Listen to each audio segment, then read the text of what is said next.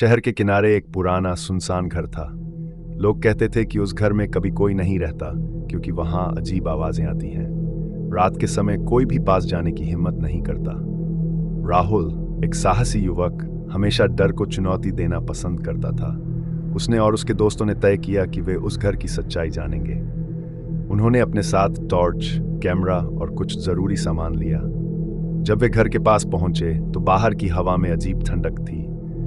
पुराने लकड़ी के दरवाजे की चरमराहट सुनकर उनके दिल की धड़कनें तेज हो गई। राहुल ने कहा, डरो मत, हम सिर्फ सच देखेंगे। घर के अंदर घुसते ही अजीब सी गंध और धूल उनके नाक में आई। हर कमरे में पुरानी चीजें बिखरी पड़ी थीं। अचानक ऊपर से किसी के कदमों की आवाज आई। सभी एक दूसरे की तरफ देखकर हकलाए। राहुल ने हिम्मत दिखाई और सीढ़ियों की तरफ बढ़ा। जैसे ही वो ऊपर गया, एक पुरानी तस्वीर उनकी नजर में आई। एक परिवार की जिसमें सबके चेहरे पर डर और पीड़ा झलक रही थी। लेकिन सबसे अजीब बात यह थी कि तस्वीर में एक जगह खाली थी, जैसे कोई गायब हो गया हो। अचानक दरवाजा अपने आप बंद हो गया। दोस्तों ने जोर से धक्का देने की कोशिश की, पर दरवाजा हिल नहीं रहा था। उस समय कमरे में हल्की रोशनी चमकी और कमरे के कोने में एक छाया दिखाई दी। छाया धीरे धीरे बढ़ती गई और उसकी आवाज कानों में गूंजने लगी।